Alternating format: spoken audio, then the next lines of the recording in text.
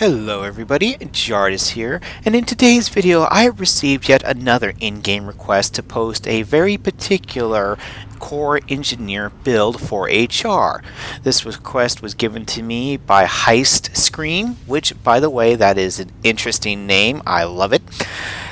Anyway, before we get into this build, I am going to point out right now that this will not be the greatest engineer core build available in the game, but it does provide a sort of a starting point for those who want to learn the class, and it also gives you a template in case you want to branch out and experiment with builds. Okay, now to show you what this build is all about, we are going to the equipment here, and the equipment gear that we are using is the Vatlaws set, Vatlaws, which is a cheaper alternative to the Rapid set. Now, we also, if you decide to buy this set from the trading post, they also all come with the superior rune of the Flame Legion, which will increase our overall burning duration and burning power, which is what we're going for because this build focuses on using the flamethrower. So we're just going to charbroil everything. Okay, stupid joke. Yes, I understand. I'll move along. Anyway, for the weapons, we will be using two Rapid Pearl hand cannons with superior sigil of bursting, as well as superior sigil of smoldering. We will be using the Rapid Pearl blunderbuss, again with the superior sigil of smoldering and superior sigil of bursting, both of which are useful in increasing our burning duration and our condition damages. Now for our trinkets, we will be wearing the Lucky Great Tiger Lantern back piece with rapid stats, as well as two Tortured Roots, two Plagued Rings, and one Colossal Fang. And each one has the Crest of the Rabbit upgrade installed in them. Now as for the build, we are going firearms, explosives, and inventions. Now for firearms, we're going chemical rounds. To gain condition damage, your pistol skills gain increased condition duration. Now even though we have dual pistols, we will mostly be focused on using the flamethrower, but that still gives us the gain condition damage. We are going for thermal vision, gain expertise, increase your outgoing condition damage when you inflict burning. Well, guess what? We're all about burning, so this is going to be taking place a lot. And then finally, we have the Juggernaut. Gain might and stability while wielding a flamethrower. Might applied to you gains increased duration. Now, the reason why we want this one is because when we have the flamethrower, we are practically immune to knockbacks and stuns as well. Now, for the explosives, we are going short fuse. Gain fury when you hit a foe with an explosion. Well, believe it or not, the flamethrower actually does have an explosive skill. It is the number 2 skill. So this will be taking a lot of effect. We are taking Blast Shield. Explosive entrance gains barrier. Gain vitality based on a percentage of your power. Well, explosive entrance is this stat right here. Basically, it says that whenever you enter combat, your first attack explodes, dealing damage to nearby foes, and is refreshed after a dodge roll.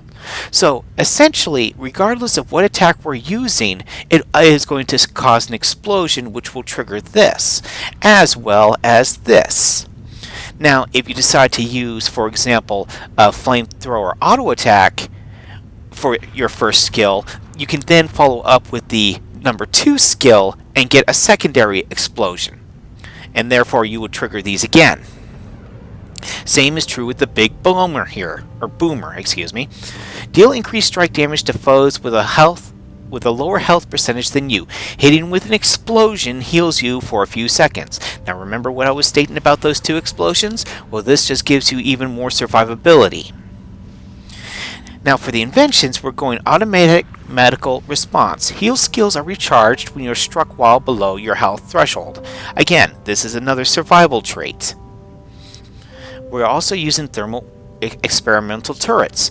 Turrets create a reflective barrier when built and grant boons to allies around them on regular intervals, such as might, vigor, swiftness, fury, resolution, and protection. Now, we will be doing a lot of turrets because they will help supplement our damage output, so this is a must. And then finally, we're doing bunker down. Create a proximity mine and med kit at your location when you critically hit with an attack. This is yet another survival trait. If you've played engineer before and used this trait, what it does is basically whenever you hit an enemy with a critical strike, you'll notice that small med kits and mines seem to appear suddenly around you. If you walk over those med kits, they actually heal you. Running over the mines doesn't do anything against you, but it does detonate when an enemy walks over them. So it gives you a little bit of trickery there. Now, as for our selectable skills, we are using the cleanse or healing turret, the flamethrower, quite obviously, the net turret, the flame turret, and then finally the supply crate. Like I said, we're going all turrets all out. Now, to show you how this build works, I am currently in the, what is this area called? The Desert Highlands, which is part of the Path of Fire expansion. I'm over here in the Sutherlands, and I'm about ready to hit this hero point over here, which I have renamed the Crystal Stealing Hippie. And so what we're going to do is that after we get over here, oh, somebody apparently is about ready to start it, so hopefully we will have some assistance. Load up the flamethrower, examine, listen closer, and then as soon as battle starts, start by using your turrets. And then once your turrets are around, start blasting.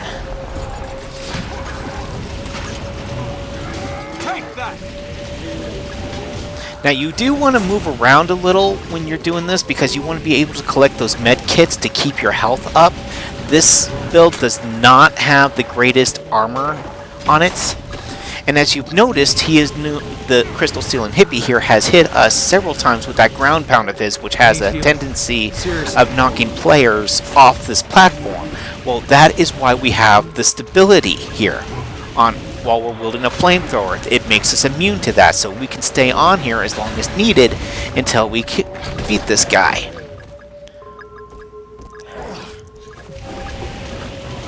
So we are going to burn.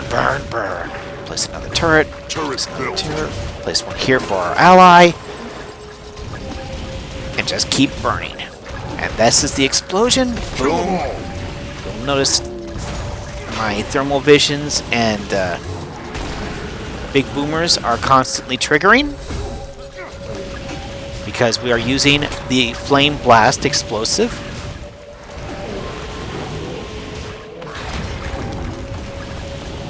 You lose. And I'm going to go ahead and drop a healing turret around him in case he needs it. This does work as a slight support build with the constant healing med kits you're dropping, so go ahead and feel free to use this in a group content. Anyway, I hope you enjoyed. Feel free to use this build, or feel free to change it up, and share it with anybody else who is interested in making a flamethrower engineer.